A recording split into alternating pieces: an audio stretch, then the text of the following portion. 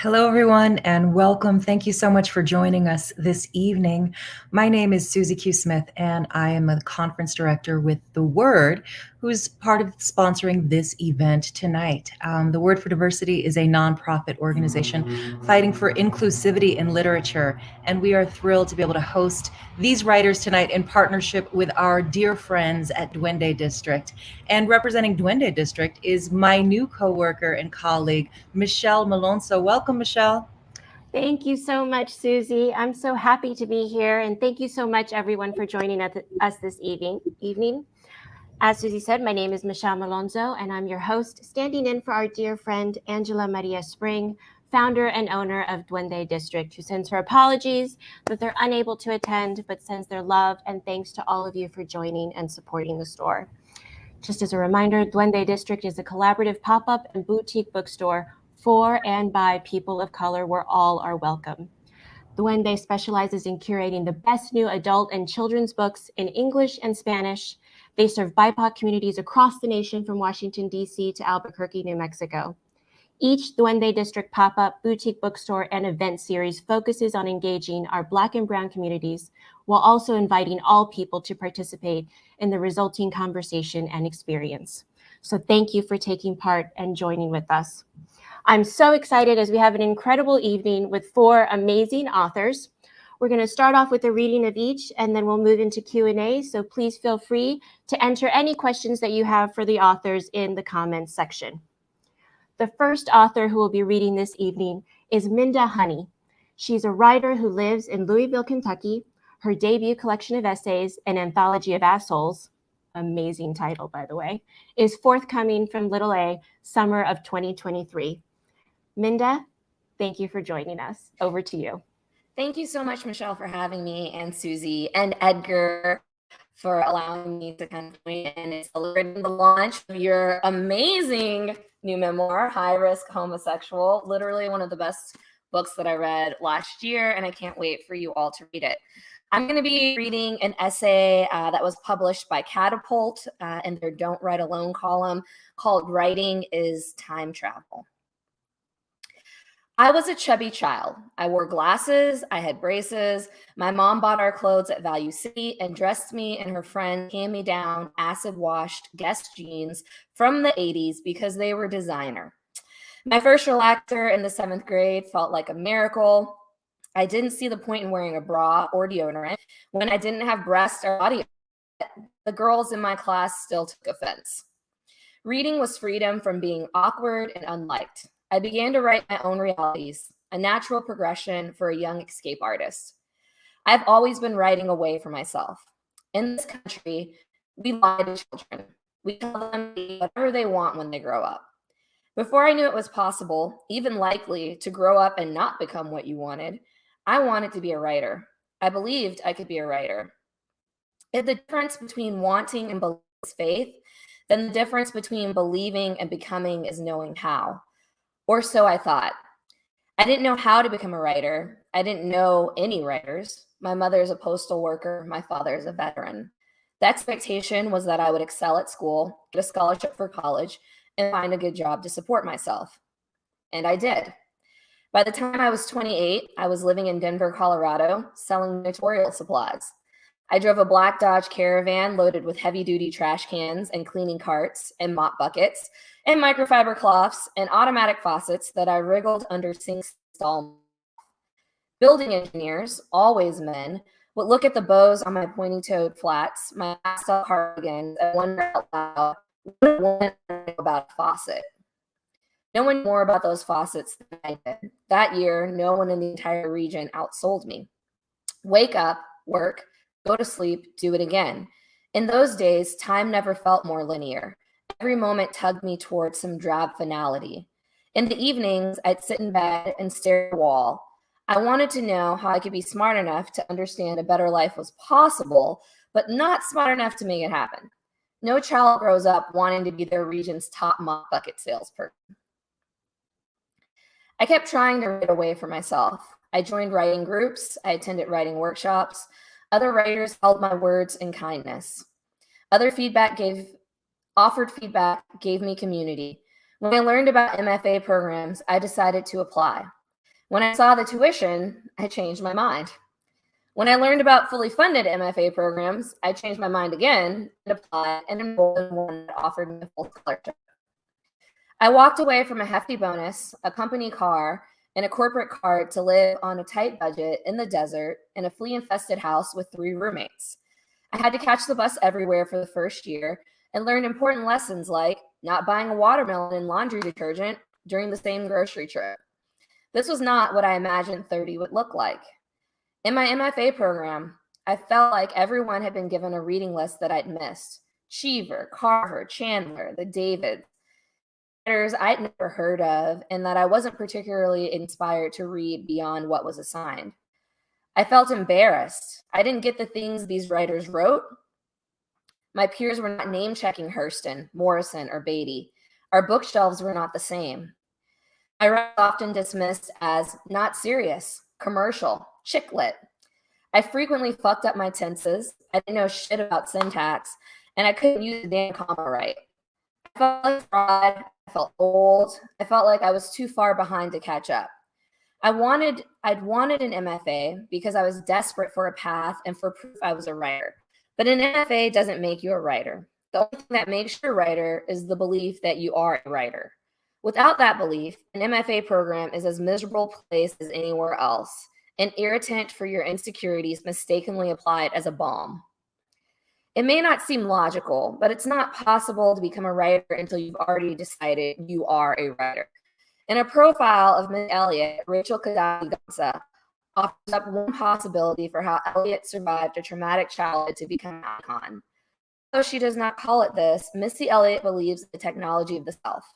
The idea that we can alter lives by what we create and transmute, and in doing so, we can become invincible. Technologies of the Self, which Gansa references, was the subject of one of Michel Foucault's lectures before his death. Gansa's other explanation, fate. But are fate and self-creation not the same thing? Okay, sometimes fate is just privilege masquerading as something more meaningful. But if privilege doesn't rise up before you like a fast track to your dreams, is there any other path towards your fate than self-creation? My future was a child's projection, Harold's purple crayon, Pinocchio's wish, crying out to a roll of thunder. Before I knew anything about what I didn't know, I knew I would become a writer. But at some point, I grew up and I joined an adult world fixated on already having all the answers. So I became someone other than what I wanted, someone who would have to find her way back to her belief. How you become a writer is unimportant. What you don't know doesn't actually matter. You don't have to know a damn thing about writing to write.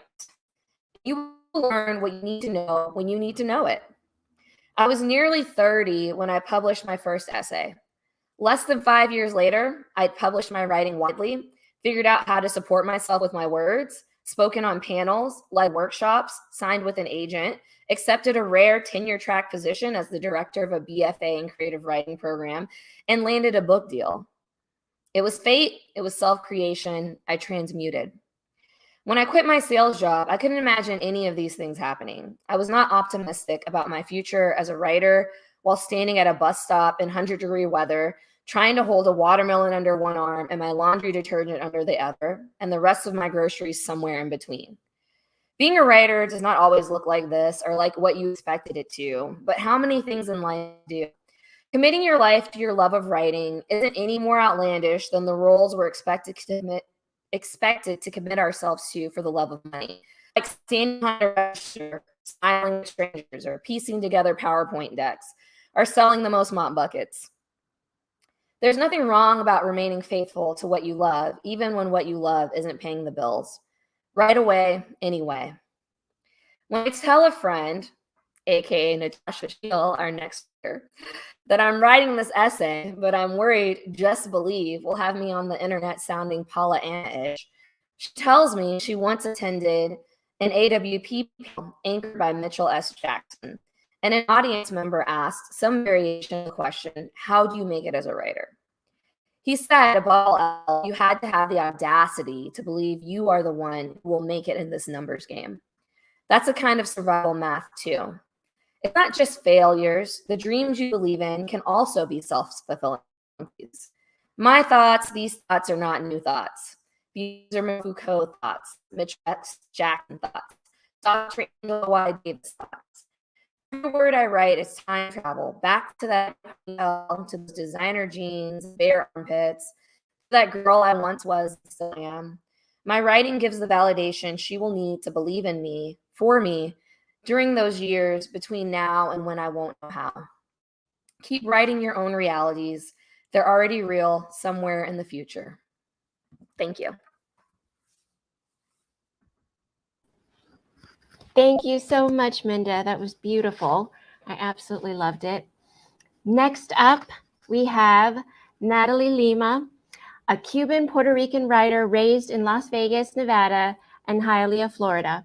Her essays and fiction have been published or are forthcoming in Long Reads, Guernica, Brevity, The Offing, Catapult, Sex and the Single Girl, coming this year from Harper Perennial, Body Language, coming this year also from Catapult, and elsewhere. She is currently working on a coming-of-age memoir. Natalie, thank you so much for joining us. Hi, can you hear me now? Okay, hi everyone. Do I look cute though? Beautiful as always, yes. It's so good to be here. Edgar, I love that you invited a group of friends to come out and read, and we're here to celebrate you. So I just feel really lucky to be invited and lucky that we all share a writers group together. And I'm so inspired by this group of people. So thank you for having me. I'm going to be reading two excerpts from a Catapult essay that is forthcoming from this anthology, but it's also online. And anyway, it's called Smother Me. I was at an upscale sushi restaurant in West Hollywood staring at an extensive sashimi menu the first time a man asked me to sit on his face and smother him. Did you notice there's bluefin tuna on the menu? He added, pretending not to be glancing my way as he waited for a response. I did not know what to say exactly. Because I've always been a large woman, at the time weighing about 300 pounds, many men I dated had confessed that my large size made them feel like I'd be a less judgmental person in the superficial world, someone they could share secrets with. So I wasn't exactly surprised that my date came out and confessed his fantasy, but I was still a little taken aback by his specific request. What were we talking about here? Smother like you do with a pillow in a Lifetime movie? So I asked, what do you mean by smother? Like where you won't be able to breathe? My date, let's call him Richard, reached over and rested his hand on top of mine. Yes, he said, I know it sounds a little weird, but you can keep your underwear on. I just want to feel the pressure of you on top of me. You have the perfect body for it. I gently pulled my hand away, picked up the menu again, and eyeballed the prices. Even though I wouldn't be drinking alcohol, I knew that he was bound to drop a pretty penny at this joint. Our two previous dates had been equally nice, lavish. He had only taken us to restaurants I couldn't afford and had told me to order whatever I wanted each time. Okay, I said, nodding. It sounds fun. We sat in silence while I continued staring at the menu. It was only for a few occupied seconds, but it was long enough to think about all the mediocre men I'd had sex with in the past after less refined dates. I thought about the one time in college I jerked a dude off in the backseat of his Honda next to an empty bucket of fried chicken we'd just eaten. I thought about all the times I'd been fucked quietly by a grown man in his mother's house because he still lived there. Richard had treated me kindly thus far. His face was easy on the eyes and also looked okay for straddling. Smooth, soft, pillowy cheeks, no sharp edges. Also, at 25, this was a rare opportunity to be the boss. And who doesn't want to be the boss sometimes? Eventually, I spoke up. We should skip dessert. I'll never forget how his face beamed the first time I'd seen him smile with all his teeth. On today's popular porn sites, fat women have a giant devoted following. and are often referred to as BBW, big, beautiful women, not basketball wives. Smothering has its fair share of fans too, and the two are often combined. If you're on the hunt online for videos of some version of BBW smothering, the results are endless and subgenres varied. There's face sitting, young college BBW face sitting, supersized BBW face sit, BBW face sitting outdoor, ethnic videos BBW girls face sit.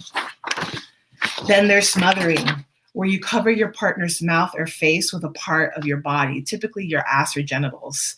I should have trigger warned this piece. I'm so sorry. This is an adult piece. Take the children out of the room. Latina BBW smothering, ebony BBW smother, BBW Asian smothering, monster ass BBW smothering, squashing, literally crushing a person until they're unable to breathe, is also a thing. BBW squashing women, 2 BBW squashing unlucky men, BBW squashing lesbians, awesome BBW squash face sitting, and wrestling, curvy BBW wrestling and sucking cock, BBW fight club, BBW wrestling grappling, BBW oil wrestling, and finally, long live the queen, in which a woman sits on a person's face as though she is the queen of her throne. Dominant, mature, supersized BBW queening young guy, BBW queening brutal, young BBW queening dude in the park, BBW queens man and suffocates him, ad infinitum.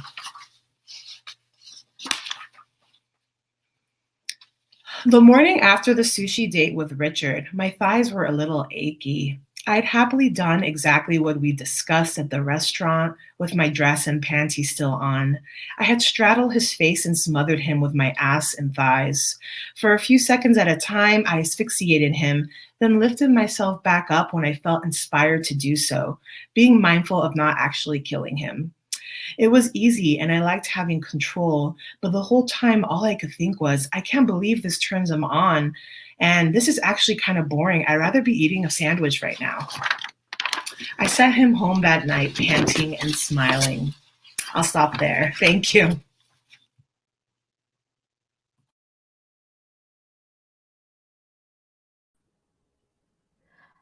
That was amazing. I should have mentioned at the beginning that one of the themes was risky storytelling. Thank you, Natalie. We all have so many images, and I just feel better for it. So next up, in the celebration of Edgar and risk, is Natassja Schiel. Her work has been featured by Bitch, Long Reads, the Los Angeles Review of Books, and others. She's currently a PhD student at Florida State University. Natassja, thank you so much for joining us. Hi. As Minda and Natalie said, thank you for having me, Susie and Michelle.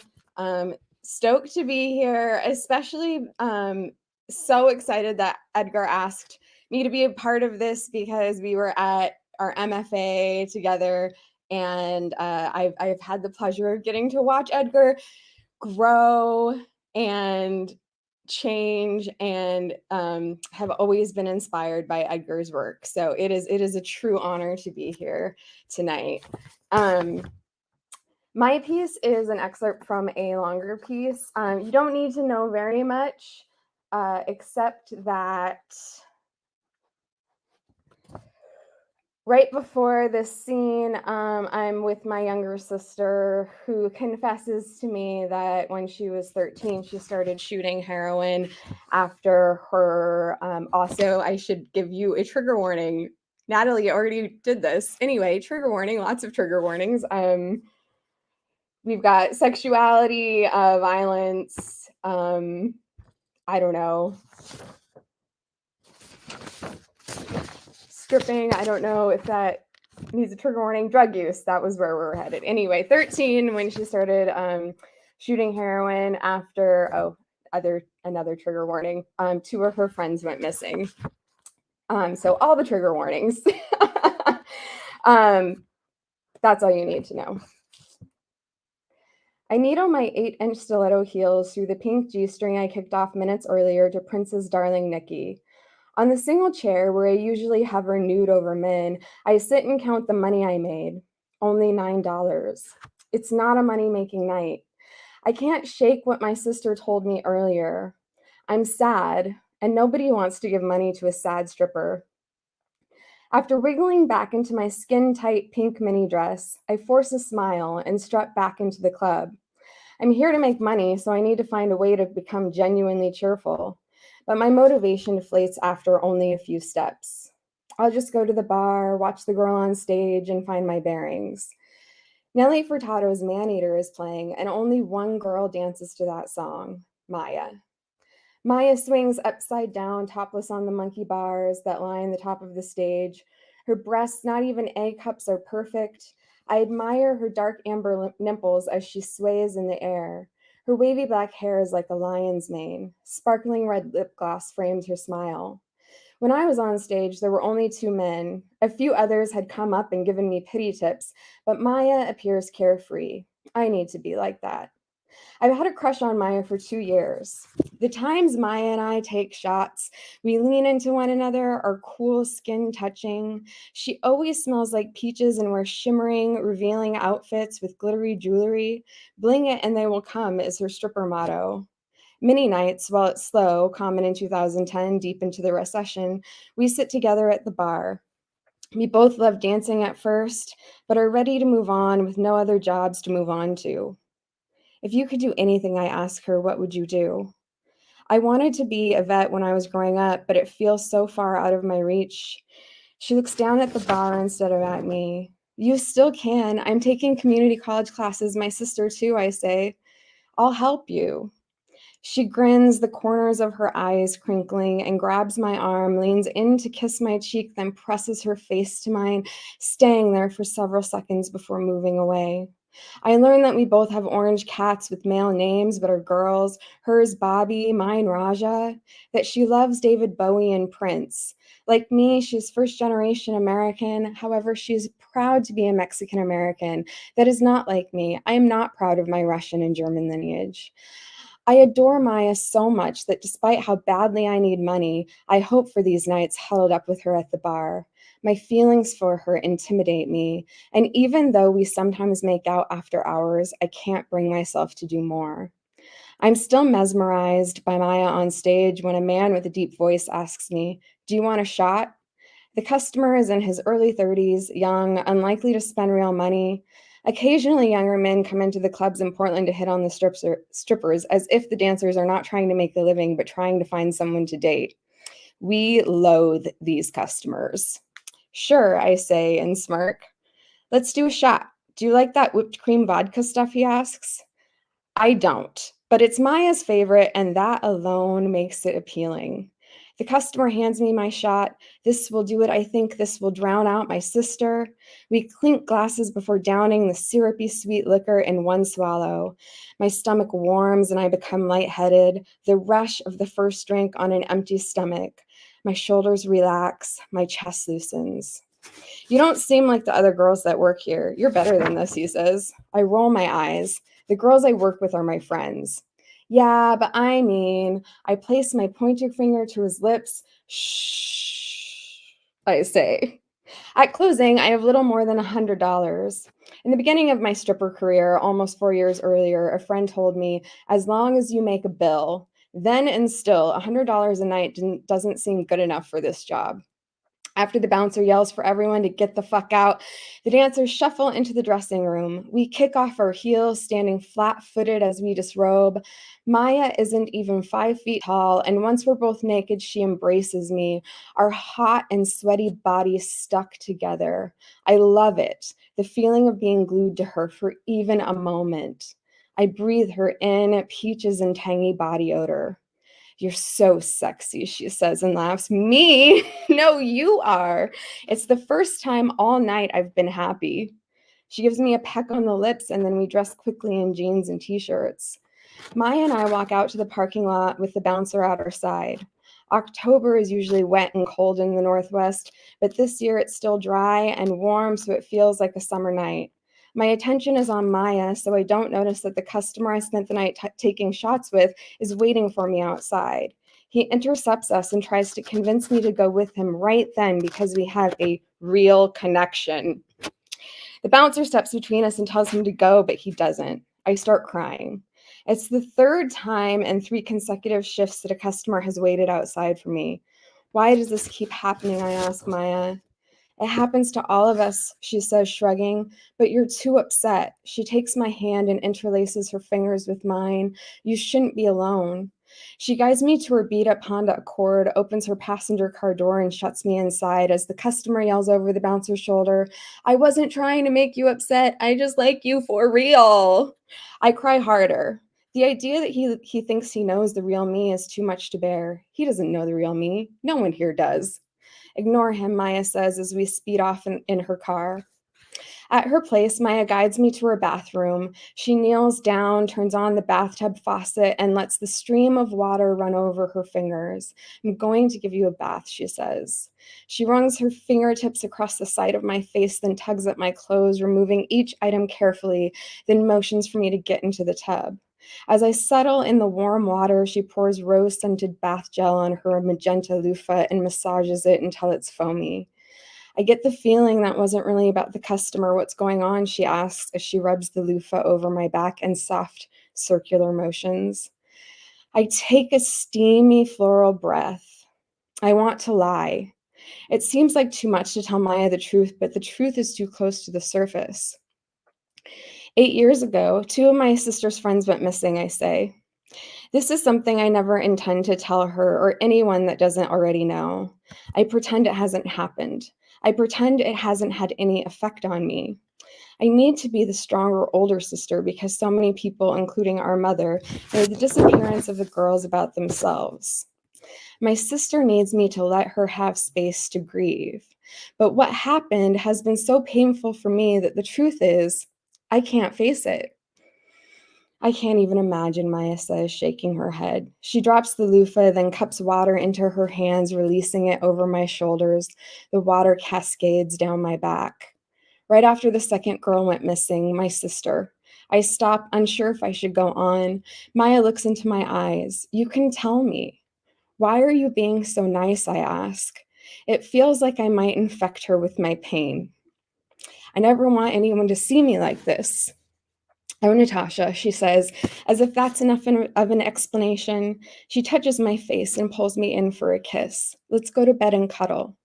Opening a towel, she pats me dry. She rubs thick shea butter that smells like peaches all over my body. The cream warms and melts as she applies it to my bare skin. Do you feel better, she asks. I nod, though it's not quite true, but I'm not crying, and that's close enough. She leads me to her bed and untangles my hair with a brush, one of my favorite sensations. It's one of the only tender things my mother did for me as a child. I beg my mother to brush my hair until I'm a teenager. Maya has no idea, but she's soothing me in exactly the way I need.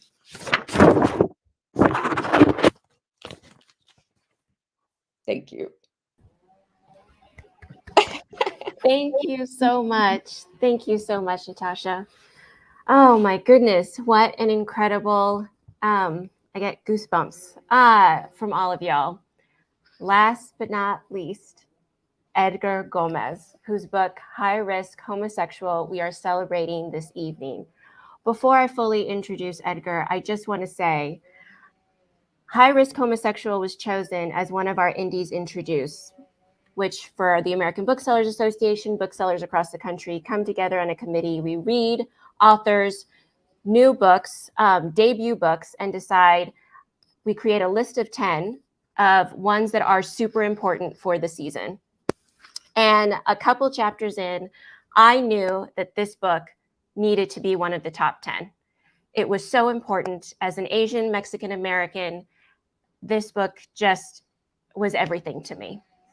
Unfortunately, when it came time to choose the final list, it wasn't much of a fight because that's how good this book is. We all knew we read something special. So without further ado, Edgar is a Florida-born writer with roots in Nicaragua and Puerto Rico. A graduate of the University of California, Riverside's MFA program, he is a recipient of the 2018 Marcia McKern Award for Nonfiction. His writing has been published and anthologized widely in such outlets as Pop Sugar, Long Reads, Best Gay Stories, The Rumpus, and Plowshares. He lives in Queens, New York, where he is saving up for good lotion. Edgar, the floor is yours. Yo, oh my God, thank you so much, Michelle. You're gonna make me cry. Y'all are like taking me through like the full range of emotions. Like first I was inspired to write, then I was like horny. Now I'm like gonna talk about something else. But thank you so much. Very quickly, I just want to say thank you to Susie and Michelle for hosting this. Okay, before I say anything ridiculous, I'm just gonna read an excerpt from High Risk Homosexual, which is right here. This excerpt has to do with the fear of HIV that is ingrained in young queer folk and how I had to face that fear in order to move past it. And it was published in Lit Hub. All right, without further ado. A few weeks before I started taking PrEP, the once-a-day pill that would reduce my risk of contracting HIV by nearly 100%, a man traveling on business messaged me on Grindr, inviting me to his hotel room. I've always been jealous of my gay friends who hook up with abandon, the ones who visit bathhouses as casually as if they were going candle shopping at Target. The apps allow me to pretend I'm like them, chill about sex.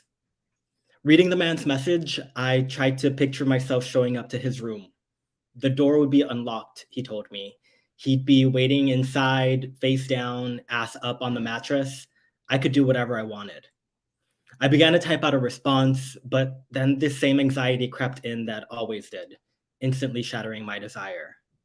What if I brushed my teeth too hard, and in one of the back rows there was a little cut, small enough not to notice, but big enough for HIV to wiggle its way in? My nails, I bite them till they bleed. All those wounds. What if his semen touches my fingers and if the condom slips off or breaks, and if he bites my lip, and if he doesn't regularly get tested? I logged out. It was too stressful, too scary. The rare times I did have casual sex, I had to bury my face in a pillow to stifle my nervous laughter while thinking, hope he's worth it because this might kill you. It wasn't funny, but it felt true. Perhaps educating myself would have relieved my overblown fear, but the little I did know about HIV terrified me enough, and I was afraid of what else I might discover if I looked closer. I knew the stigma surrounding HIV was so pervasive that even for people who are positive and undetectable, meaning the amount of virus in their blood is so low it is impossible to transmit through sex, dating became more difficult than it already was. The language men use on the apps alone was proof of that. Clean and looking for same, some write, like having an STD makes you dirty. I knew that in high school, a new friend had been so cautious of sharing his status with me that while getting to know each other, he constantly accused strangers of having AIDS, probably to gauge my reaction before deciding whether I was trustworthy. I knew there was medicine, he must have been on it, but that it was costly. And in a year, the insurance I had through my graduate school program would end. Add to all that what I knew from television and films. If my life was to be anything like those of the queer people on Lifetime, after coming out of the closet as a teenager, I was destined to spend the next few years dodging mobs of gay bashers. College would be a montage of close-ups of me inhaling poppers under a disco light, pairs of underwear strewn on my bedroom floor next to empty bottles of vodka.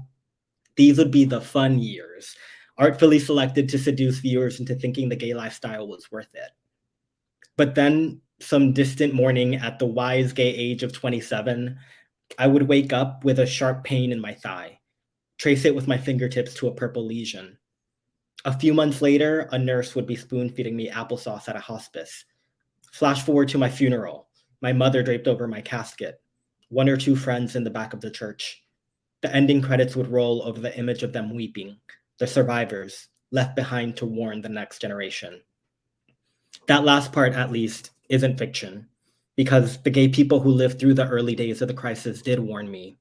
In the art I grew up with, in the cautionary tales many of them told, be careful, they said, sex can kill you. Look what it did to us. I don't doubt their words came from a place of love and immeasurable hurt. They couldn't have known the side effects of hearing that message over and over, that screenwriters would take it and multiply it by 1,000 so straight people would have something morbid and exotic to consume for their entertainment, that I would turn to those movies seeking reflection and find in them only loss. They just wanted me to have a chance. Now there was a new voice saying, with prep, you do. Write something new. The day I received my first bottle of little blue pills was a blur. I'd been so thrilled to qualify for the drug that I didn't look closely at the prescription I was handed by Dr. Chen, my doctor at my university's health center.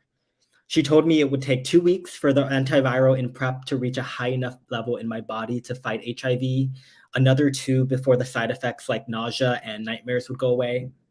As she spoke, a clock started counting down in my mind. 1 month, then I could go out and have fearless sex. That's all I could focus on. On my 4th week, after passing a series of lab tests, Dr. Chen gave me the prescription for my second bottle. This time, I did look at it. I looked at it bewildered for a long, long time. There was my name, Edgar Gomez, my age, 25 years old, and some words that I guess referred to me, though I didn't know how they applied. High-risk homosexual. At home, I reread the prescription, not sure how to feel. High risk? Was I that? What did those words even mean? They sounded like something you might see flashing on screen in an animal cruelty commercial. For the price of your daily cup of coffee, you could save this high-risk homosexual. I couldn't help but think of all the times people had taken pity on me for being queer, for being poor, for being the child of a Central American immigrant single mother who supported our family by working as a cashier at Starbucks, as if there was no way I could be those things and happy. As if we surely spent every night sobbing and rocking ourselves to sleep, clutching our empty bellies. I didn't need their pity, and I didn't want them to give up their coffee. If they did that, mom would lose her job. Then I'd really be a high-risk homosexual. I shoved the prescription into a drawer, logged onto Grindr, fell into bed, and covered my head with a pillow. I had enough things on my mind without having to wonder why I'd been suddenly reduced to those 3 words. Things like sex, which was the reason I got on PrEP in the first place. I mean, to go from if you sleep with someone, you'll die, to just kidding, be a hoe, was such an earth-shattering shift that I still couldn't believe 1 pill a day was all it took. Lying there, my phone vibrated with a new message. I poked my head out from beneath my pillow. His name was Carlos, and he was only free for a few hours. Did I want to join him in his car for some fun? Within 45 minutes, I was in the passenger seat of a Mustang, admiring the spaceship features on his dashboard and trying to act casual. This wasn't supposed to be revolutionary. We weren't supposed to be battling stereotypes. He and I were just 2 people, about to fuck. You're on PrEP, right? He asked almost immediately. Uh-huh, I said, though I'd already told him so in our messages. A small monitor below his radio fed footage from a hidden camera in the rear of his car. Behind us, there was nothing but gravel. We were parked in a spot tucked behind my apartment. I didn't want him coming inside. I didn't want my straight roommates thinking I was the kind of guy who met randos online and brought them home. A high-risk homosexual, or whatever. Cool, want to move to the back? He unbuckled his seatbelt. There's more room. I kept my eyes on the gravel. Don't you want to turn your car off? I asked. He crawled over the divider, briefly looking over his shoulder to say, nah, this shouldn't take that long. It didn't. Half an hour later, I was back in bed with my palm resting on my stomach, feeling Carlos swimming inside of me. I couldn't remember ever being so aware of my body. Then again, I rarely swallowed. I hated the taste of semen, how you couldn't ever predict the flavor, the way some men squeezed out every drop and presented it to me as if it were artisanal toothpaste. Somewhere in my belly, something growled. The air conditioner rattled away on its coolest setting. A trickle of sweat fell from my forehead, snaking its way down my neck. Is it working? Is it working? Is it working? I wondered, thinking about the so-called miracle drug that was meant to take this anxiety away. What if you didn't take enough? or you needed to wait a little longer for it to become effective? What if you're one of the 0.01% it doesn't work on? What if you're exactly who everyone thinks you are? What does that make you then? Thank you.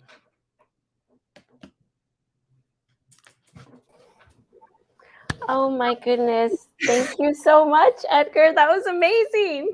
Thank you. Yeah, I love how many of the stories we read tonight, this like wasn't super planned, had to do with like kind of shitty dudes and sex. I guess it's a universal experience. Yes, shitty dudes, and yes, absolutely. So, seeing as how the whole point of tonight was to talk about risky storytelling, and there is the title, High Risk Homosexual. What does it mean to write about risk, to write stories that are risky?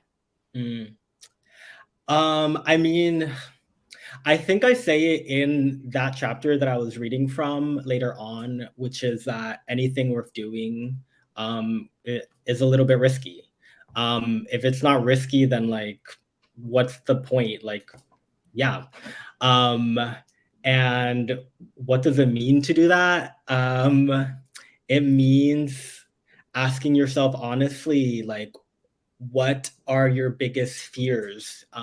What don't you want people to know about you, and why not?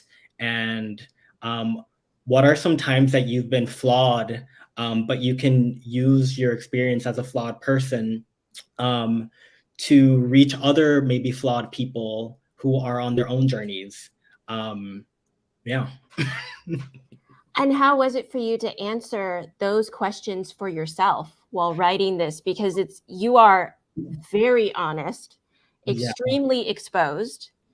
It was scary. And I had many nights where I would just be like lying in bed, like, oh my God, people are gonna know about this. Like, what are they gonna think about you? Should you just go in and delete it? No, make yourself look perfect.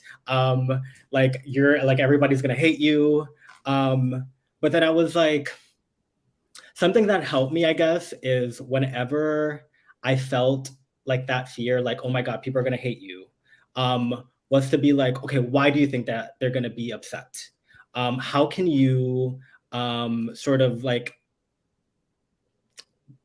respond, I guess, in the text to anything that might be upsetting? Or how can you like keep yourself as a flawed character, but at the same time, I guess offer something of use to readers? I guess that was really important to me, to go beyond just like rendering my experience, but also to offer something that will be of use. Otherwise, it's just like, it could just be like re-triggering or something like that. But yeah, it was really, really scary. And yeah, it was scary. Oh man. Hello, everyone. Thank you so much. I mean, sexy. All of the stories, sexy, risky, scary, triggering, amazing. You know what? If there's kids here, why? Because read fundamental, Edgar. That's why. They could have them read Dr. Seuss or whatever. We have an audience question. Is there anything you regret putting in your book, Edgar? Whew, that is a good question. Or anything you wish you had put in that you didn't? I think because it came out like truly a week ago, and I'm like still waiting to hear like what people think about it. I'm still in a phase where I'm like, I put in everything that like I wanted to put in. So far, no regrets. But I'm just like kind of in this like limbo phase. Yeah, I would say that. I maybe Let me circle back on that. Maybe I can think Okay. of a better answer. Okay. I'm like, no regrets. Oh, next one. Speaking of risky writing, what have been some of the costs? Are these questions for everybody? Yeah, this is for all of you. Yeah. Okay. People on the internet are weird, you know, like I wrote I thought was a pretty non-controversial essay about how racism exists anywhere, including the great outdoors, and you know, ended up on an AR-15 enthusiast message board.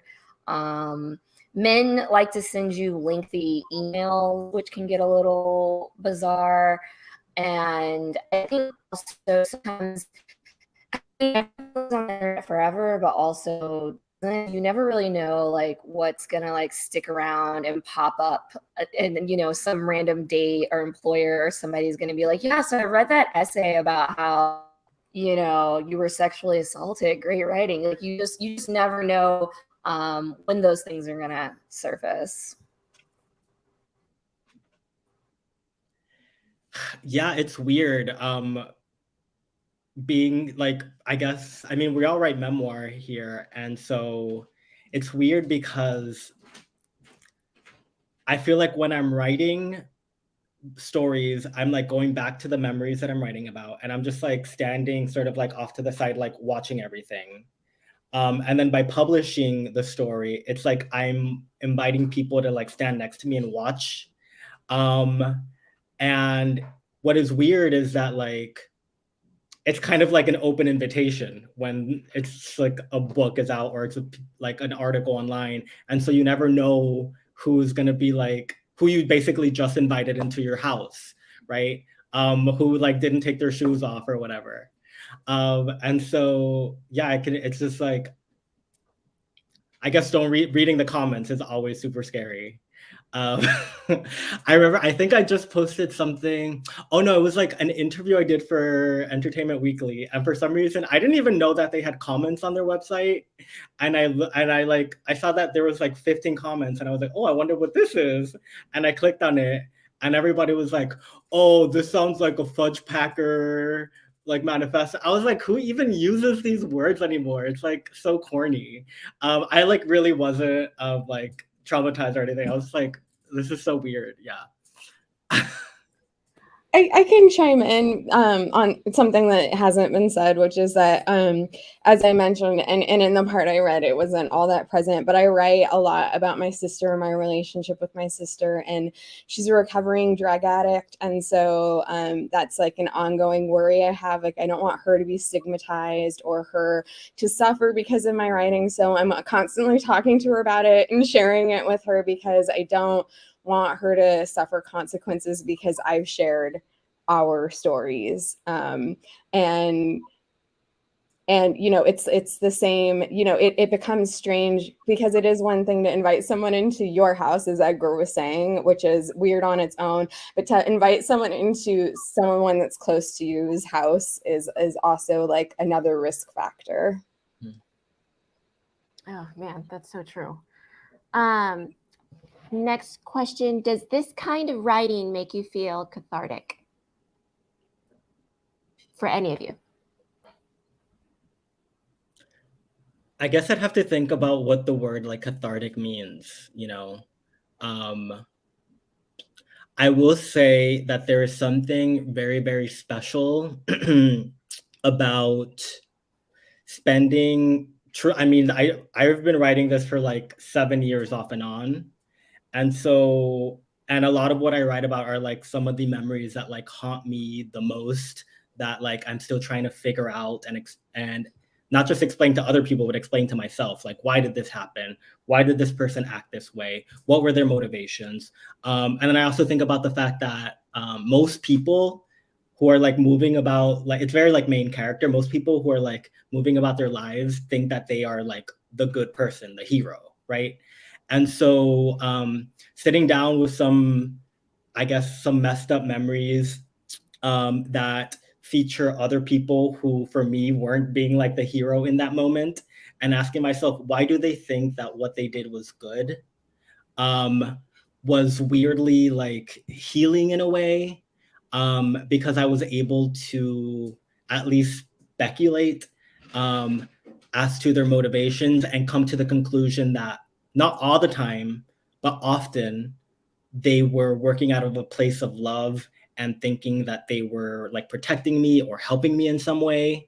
And like, although that doesn't like excuse behavior or like being, or like traumatizing somebody, it does, I guess, add a layer of nuance that is important for me to acknowledge. And specifically with family, it's made me appreciate them in a way that I think it would have been very easy to me to just be like, oh, they did something bad to me, bye. But instead, I was able to be like, they did something bad to me. Why? Oh, it was out of love. Okay, still sucks that they did that. But it's better than if they did something bad just because they, hate me, I mean, I'm glad that you addressed that, because in your writing, and this is something that I've noticed, I've just been recognizing more, I think, in some nonfiction, is the ability to write with grace and to be able to understand the motivations sometimes, even though those motivations, those actions can be hurtful. Yeah. And I think the way you write about many of the dichotomies of being a part of the Latinx community and loving it, but yet the patriarchal structures and heteronormativity of it, the machismo, and the way you take it down, though, with such a loving eye, is difficult to do. Thank you. I think it is definitely something that I started learning more when I started thinking about how fiction writers approach storytelling. Because it is like, on one hand, it's about like me, like, letting go of these memories and figuring all that out for myself. But then on top of that, I'm also aware that I'm trying to write like a compelling story, right? And in compelling storytelling, there aren't really like flat characters, one-dimensional characters. So in order to create like fully dimensional people, I really did have to ask those questions of the people who like did bad things to me that a fiction writer would have to ask of all of their characters. And I think that also allowed me to, I guess, write with as much grace as I could. Another audience question. Do you ever return to an essay you thought was done and revise it because you've had more revelations about the experience or topic? Anyone? I do. I have. I actually, this is like my bread and butter. I do this constantly. So I feel like, sometimes in order to be done with the piece, I have to finish it. But I even published an essay once, and then it got republished, and we did like a whole other round of revisions. So I think, I don't know, for me, I always feel like something can be better, always. So I do. This is something that I often do, yes.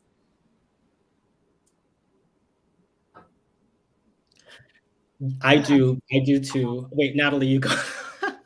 No, it happens all the time. I feel like we can edit forever until we die if we want, but I don't know. I had an essay accepted to long reads once that I pooled and didn't let them publish because after sitting on it, it felt like I needed to work on it for more time. And so I've done that before. And then you have these opportunities where you get to have something republished. So the thing I read today is getting republished. And I got to tinker with it a little bit and change much, but I got to change the title because sometimes they give them these like weird ass clickbait titles. And I'm like, no, I got to change it back to my original title, which is awesome.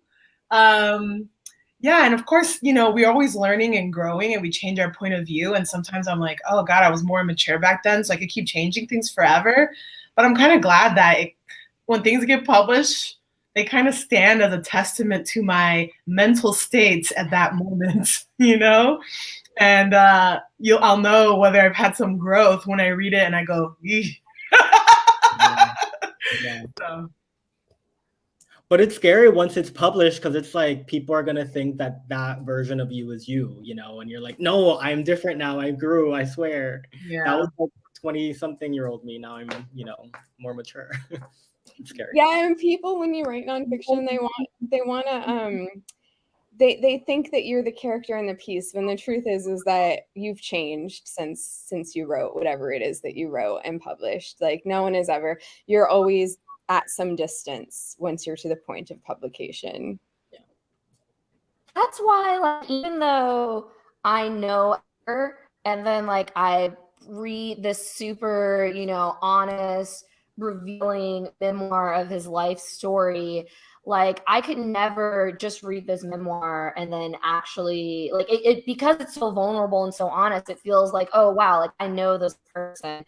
But having read the book and like experience as both, even though the book is wonderful and Edgar is wonderful, like it's not the same thing to like read someone's nonfiction and to actually know them. You know, there are certainly things in this book that I learned about Edgar that I didn't, you know, that hadn't previously come up in our friendship. But then there's the actual like knowing him like in this present moment, knowing them in like this real time. And so yeah, I do think that like sometimes people read your writing and then think they know something about you. For the most part, 99% of dudes I date don't ever read my writing, and then there's that one dude who will read it all and think he's like done his research. And it's like, oh, Fred, no. Okay, I think we have time for one more question. And this is from Patrick. How do you start a piece of writing when you know you want to write about a certain risky moment or memory, but you're finding it difficult to enter the piece for whatever reason? How do you start it? I have a thought. Okay. Often I'll start with the first line, or maybe it's because I'm also a fiction writer that I just start with a scene. And starting in scene to me always, it gets the narrative going and helps pull me in. What was the rest of the question? Right, memory, but you're finding it difficult to enter the piece. Yeah, so starting in scene always helps. And trying it out different ways too, starting in scene. Sometimes when we start with exposition, we can start getting bogged down with details, and that's why I think starting in scene kind of gives it a burst of energy. Yeah. This is why you should take Natalie Lima's class this Saturday. Yes.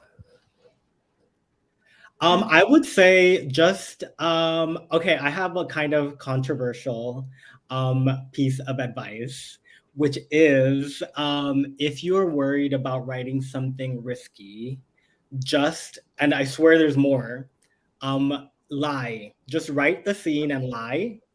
Fully lie about whatever it is, like lie like however you want to come off. And then read it and you're gonna be like, oh my God, this is so bad, everybody's gonna know. And then go back and rewrite it and tell the truth. But you kind of sometimes, when it's something really risky, there's just this temptation to lie. And so I say just get it out of your system. And then once it's out of your system, that is cathartic. And then you can go back and start with the truth, and I think it's a little bit easier. Oh my God, I love that. You're like, here's my advice, lie. And that is amazing. Oh my goodness. So we've reached our limit. This is the end of the show, but please buy High Risk Homosexual and support Duende District. Please keep following all these wonderful authors and watch out and wait for their upcoming books. And just personally, I want to thank you for writing stories, real and imagined, that allow us to see ourselves and a possibility. So thank you so much. And thank you everyone for joining us and for participating and supporting Duende, The Word, and these beautiful, beautiful writers.